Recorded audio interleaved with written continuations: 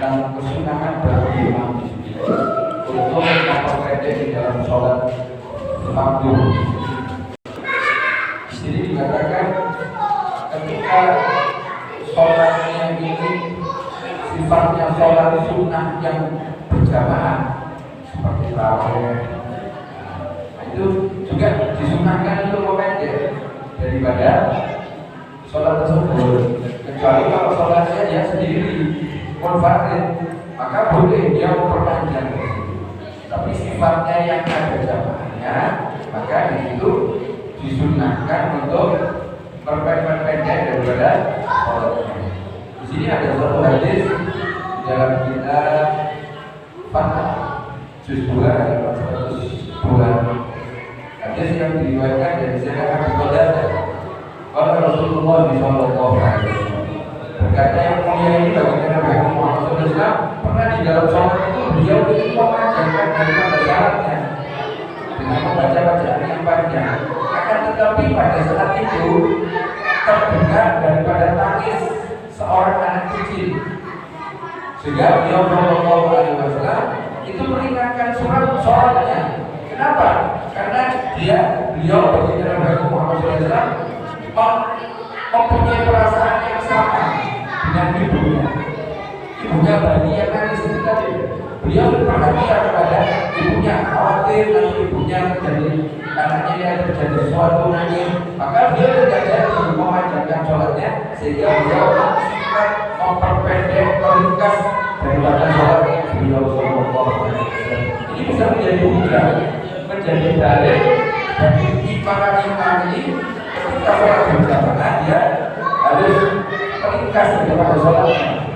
Kalau di bab yang kemarin dikatakan di belakang ini tidak tahu, mungkin ada orang tua, mungkin ada orang yang punya keperluan, mungkin ada satu perkara yang membuat orang ini, maka disunahkan imam ini untuk memperpendek sholat. Yang dimaksud memperpendek, saya ulangi lagi, yaitu meringankan bacaan. Bukan memanjang bacaan Anda, memperpendek bukan mempercepat gerakan sholat keliru, tapi lebih kepada meringkas atau memperpendek bacaan di dalam sholat, khususnya surat itu. Surat ya, surat yang tidak terlalu panjang. Nah, nanti di sini, ya, setelah ini, ya di sini. Jadi dikatakan kalau dia mulai silakan Anda memperpanjang. Kalau terawih sendiri silakan, tapi kalau jamaah ya di sini. Yang sifatnya munfarid di sini sholat sendiri. Di sini ada satu riwayat yang diriwayatkan Imam Muslim di dalam kitab Sahihnya dari Hudzaifah, Sayyidina Hudzaifah. Dia berkata, di suatu ketika, di suatu malam, sahabat Sayyidina Hudzaifah ini sholat bersama Nabi Muhammad SAW dalam sholat malam. Beliau SAW setelah membaca surat Al-Fatihah, dan dikatakan membuka sholat dengan surat Al-Fatihah, kemudian membaca surat Al-Baqarah. Nah, si Hudzaifah ini mengatakan di dalam dirinya ketika mendengar surat Al-Baqarah, oh mungkin nanti Nabi Muhammad mengukur ketika 100 ayat. Ternyata tidak. Beliau menyelesaikan daripada surat Al-Baqarah ini. Al-Baqarah ada berapa ayat itu? Bila 100 itu. Nah, itu diselesaikan oleh baginda Nabi Muhammad SAW. Kemudian prinsip dari Bani mengatakan, oh sebentar lagi mungkin selesai ini akan rukuk. Ternyata tidak, disambung oleh beliau sallallahu alaihi wasallam dalam surat Anissa. Menawi wonten sami model ngeten iki makmum wis ngale dengan diri omongan kula tak maksud. Al-Baqarah napa Kanjeng Nabi menambah di dalam salat malamnya ini pas satu rakaat itu ya belum selesai. Baqarah selesai ditambah dengan surat Anissa. Anissa sampai selesai.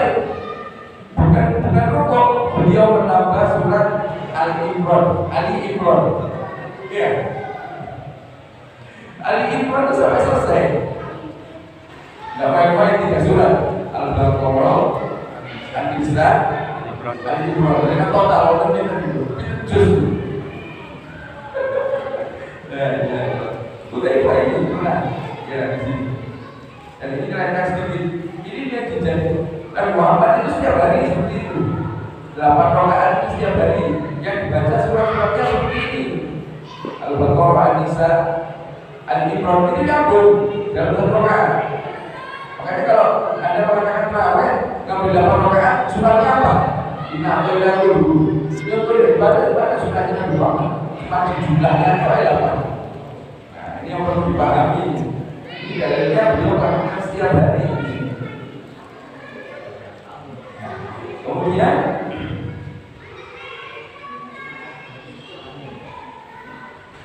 baru setelah beliau selesai tadi, beliau rukuk, kemudian beliau membaca Subhana Rabbiyal Adzim. Kalau kita kan Subhana Rabbiyal Adzim wa bihamdihi. Ya. Kemudian beliau mengangkat kepala beliau dengan mengucapkan Sami Allahu liman hamidah. Maaf, di sini dikatakan rukuknya beliau, rukuknya Muhammad ketika rukuk ini, di sini dikatakan panjangnya hampir sama dengan saat berdiri. Rukuknya beliau hampir sama dengan berdiri. Yang tadi berdiri membaca Al-Baqarah, An-Nisa, Ali Imran. Kemudian rukuknya hampir sama dengan berdiri. Dan ketika beliau i'tidal Sami Allah liman hamidah, di sini berdirinya hampir sama dengan ketika saat rukuk. Rukuknya hampir sama dengan qiyam, i'tidalnya hampir sama dengan rukuk, dan ketika beliau sujud Subhana Rabbiyal A'la, di sini hampir sama dengan ketika beliau berdiri. Jadi 1 rakaat kalau kita yang baca berapa juz tadi? Kalau 1 juz untuk 1 jam. Taruhlah 1 juz kita setengah jam. Jadi ini berapa juz? 3 juz. Kalau 4 juz berarti setengah jam kali 4. 3 jam. Iya. 2 jam. Kan tok 2 jam. Rukuknya meh 2 jam. Ini dalil meh 2 jam. Sujudnya enggak. Ayo. Makanya kalau di riwayat lain dikatakan beliau ketika berdiri sampai kakinya bengkak, sholat sampai kakinya bengkak. Ya itu satu kemestian. Kenapa? Berdirinya sudah 1 rakaat aja sudah berapa jam itu. Berdirinya beliau sallallahu alaihi wasallam. Tapi beliau mengatakan kepada Sayyidatina Aisyah, mengatakan, apakah tidak boleh aku jadi hamba yang bersyukur? Padahal Nabi surga jaminan ya, masih melakukan ibadah yang teramat istimewa. Nah, ini yang perlu kita pahami. Dalam artian kalau kita tidak mungkin nyontoh seperti beliau sallallahu alaihi wasallam dari bacaan surat saja sudah bunyinya di sini.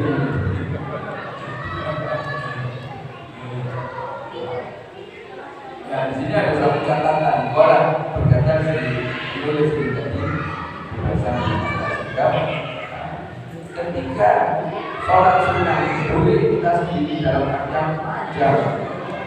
Tapi ya di sini ya kalau imam dianjurkan untuk memperpendek sholat. Tapi kita di sini jangan mudah untuk menghukumi seseorang. Karena apa? Di sini dikatakan kecuali orang yang fakir, orang yang paham tentang ilmu agama. Kalau kita tidak ngerti ilmu agama, dalam artian tidak pernah belajar ilmu fikih, jangan gampang menghukumi orang lain. Dia mengatakan di sini hanya Allah yang memberikan taufik kepada kita. Allah hanya Allah yang memberikan hidayah kepada kita. Jangan buru-buru, jangan buru-buru. Makanya aturan itu ditetapkan. Dalam artian ditetapkan, diterapkan.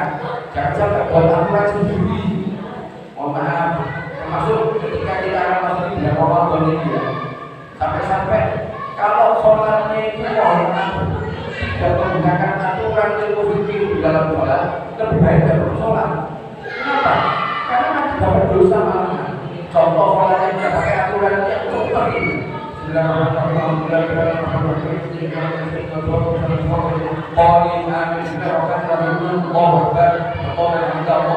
Lebih baik dari dulu. Dalam artian lebih baik pulang aja dulu. Kenapa? Dapat dosa kita. Main-main di sini. Sholat itu perkara agung, bukan perkara mainan. Tidak ada perlombaan sholat dan itu perlu kita pahami dulu. Ini ibadah, ada aturannya. Ada aturannya, jangan main-main. Jangan khawatir nanti jamaah hilang jauh bene. Dalam artian apa? Allah mentakdir, Allah menentukan manusia-manusia yang dipilihnya untuk bisa beribadah. Kenapa Anda begitu khawatir tidak ada jamaah? Ya, tidak ada jamaah. Yang penting Anda tidak melanggar daripada aturan. Kalau Anda melanggar aturan, yang ikut banyak, siapa tanggung jawab? Jadi kan sebagai imam mau tanggung jawab melanggar imam. Tanggung jawab apa? Ya menanggung orang main-main dalam sholat ini tadi. Perhatikan ini perkara penting, sangat penting. Ibadah kita jangan main-main, serius. Sampai beliau diingatkan kalau ibadah harus tahu ilmunya, kata kawin. Ya mungkin ini tidak terlalu panjang, insya Allah akan dilanjutkan dalam waktu. Ini akan saya sedikit menyampaikan ada satu kopian di sini. Ada doa yang ditulis ketika Ramadan, awal Ramadan. Ali Zainal Abidin. Jadi ini ceritanya kan dengan yang berisi. Ali Zainal Abidin bin Husain bin Ali bin Abi Thalib. Ini ada dua. Yang pertama tulisan Arab, yang satu tulisan Indonesia. Nah, ini yang besar-besar. Ada dibagi, mohon maaf. Ini dibaca nanti ketika sudah masuk tanggal 1 Ramadan. Gak tahu ini mengenai sudah belum. Kemungkinan besar ya 1 Ramadan samaan itu kalau sekarang belum ada pengumuman. Ya nanti dipersiapkan. Ini kalau dibagi sudah belum pakai kode komunikasi kawan-kawan.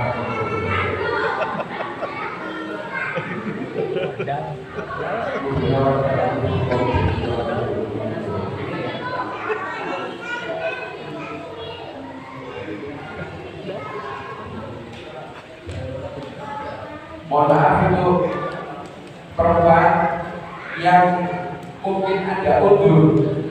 Ini sudah ada istrinya yang udur, boleh dibaca. Tapi saya sarankan yang pakai bahasa Indonesia, yang terjemahannya saja. Niatkan dalam hatinya berdoa, bukan ngaji. Kalau orang perempuan kalau ngaji kalau udur.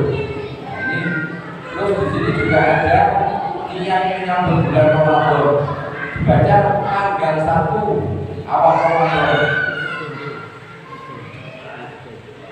Kemudian saya ingatkan khususnya takbir ketika setelah sholat tarawih di malam tanggal 1, ajarkan kepada jamaah untuk meniatkan puasa Ramadan yang pertama 1 bulan, yang kedua niat puasa setiap hari, khusus tanggal 1 saja. bukan di tanggal lain. Kalau perempuan, perempuan yang tidur, misalnya saat ini masih tidur, nanti dia awal puasa maka boleh mengingatkan puasa 1 bulan penuh. Ketika saat ini tidur, maka 1 bulan tidur, dan nanti ketika dia sudah suci mau puasa, maka dia boleh niat 2. Pertama, niat puasa 1 bulan penuh di bulan Ramadan. Yang kedua, niat setiap hari. Kenapa? Yang pertama, niat puasa 1 bulan penuh ikut daripada bertabaruk dengan mazhab Imam Malik. Karena apa? Imam Malik beranggapan puasa itu 1 paket. Jadi tanggal 1 sampai bulan itu 1 paket. Cukup yang di awal saja.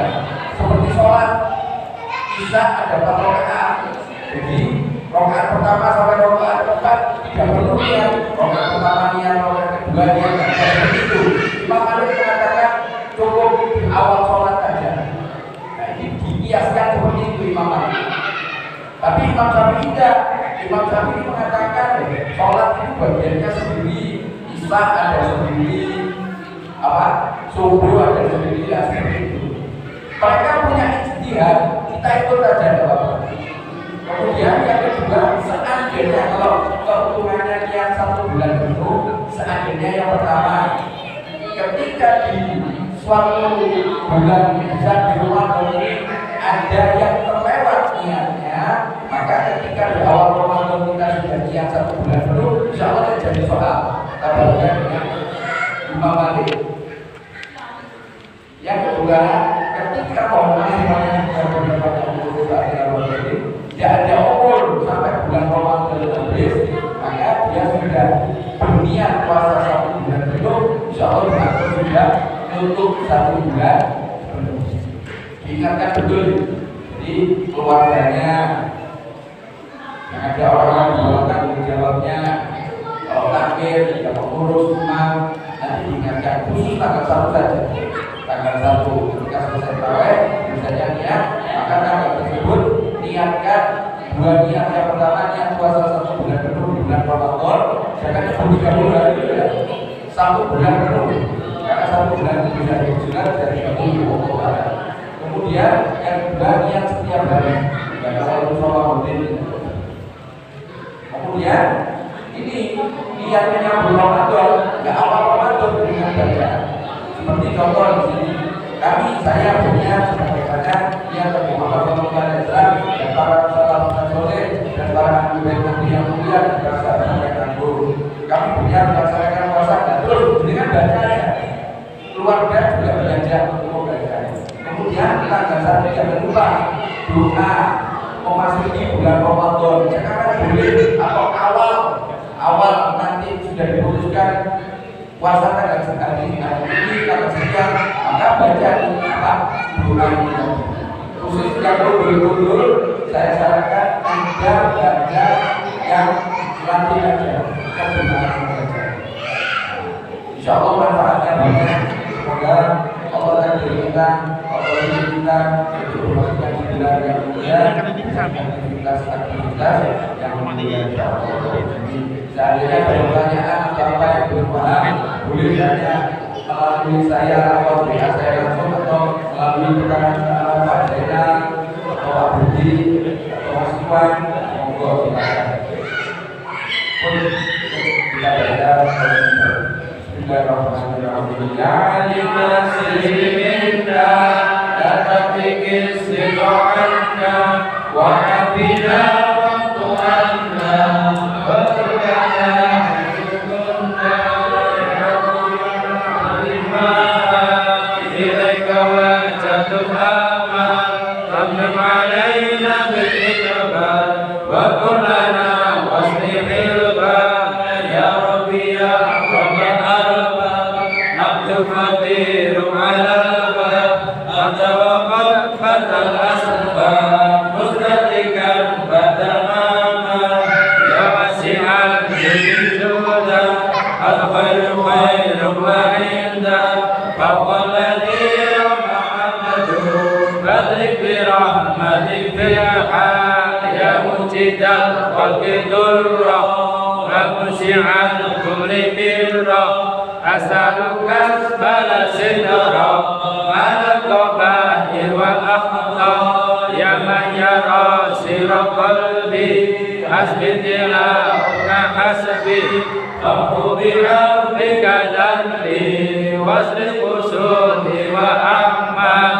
ربي عليك اعتمادي كما إليك استنادي صدقا وأقصى مرادي رضاك الدائم الحال يا ربي إني أسألك العفو عني ولا تخف فيك ظني يا ملك الملك يا الله أشكو إليك وأبكي من شؤم ظلمي وإفكي وسوء فعلي وتركي وسوء القيل والقاف وحب الدنيا ذميمة من كل خير حكيمة فيها البلايا مقيمة وحشوها أفسبسها يا من نفس الغوية عن السبيل السوية أصبحت رويس عليا وقشها الجاه والماء يا ربي قد غلبتني وفي الأمان سبتني وفي الحدود كبتني وقيدتني بالأحباب قد استعنتك ربي على مداوة قلبي وعلى عدة كربي فانظر إلى الغني ينجى يا ربي يا خير كافي اهلل علينا العوافي فليس الشخص مخافي عليك تبشر واتما يا ربي عبد ببابي يشاء لي مع عذابي ويرتجي بثوابي ومنصور رحمة الحق وقد أتاك بأجره وبانكسار وفقره فاهزم بيسرك عسري بمن جودك والإفضال ومن عليه بالتوبة تغسله من كل حوبة واغسله من شر أوبة لكل ما عنه فتحا فأنت مولى الموالي المنفرد بالكمال وبالعلا والتعالي على تعندل بالأمثال جدك وفضلك وبرك يرجى وفتشك وقهرك يرشى وذكرك وشكرك لازم حمدك والإجلال يا ربي أنت نصيري فلقني كل خير واجعل خلالك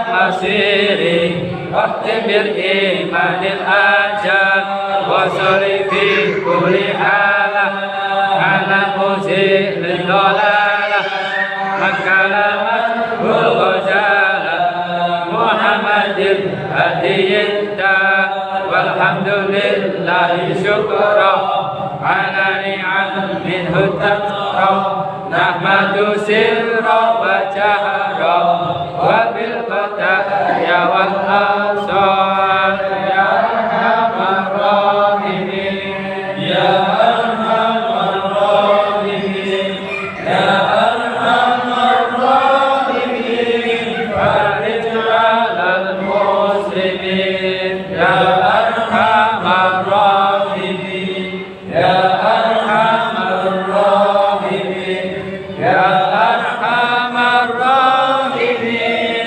فرج على المسلمين يا أرحم الراحمين يا أرحم الراحمين يا أرحم الراحمين فرج على المسلمين يا ربنا اعترفنا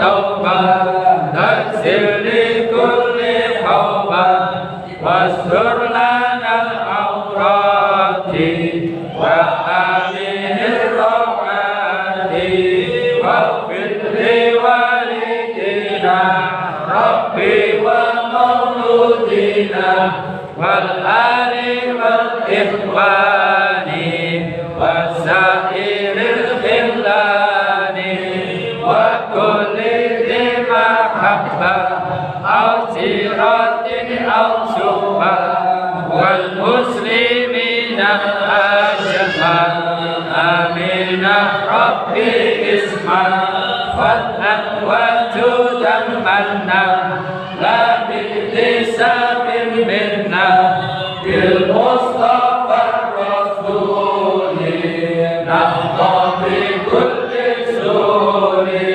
صلى وسلم ربي عليه عند الحق وآله وصحبه عدد قشر السوء والحمد لله بالبدء والآخر.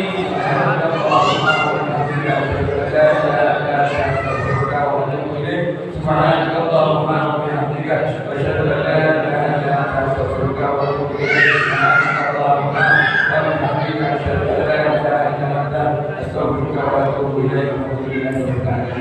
Rahmatullah untuk sholat mutlak 4 rakaat yang dibaca sholat al-fatihah. Nanti tunggu pengumuman satu Ramadan. Kalau sekarang melakukan ya pengumuman. Nanti tunggu pengumuman. Jika kita sampai Ramadan, maka di situ kita boleh melakukan sholat sunnah mutlak 4 rakaat yang dibaca sholat al-fatihah. Fadilahnya insya Allah 1 tahun sampai Ramadan tahun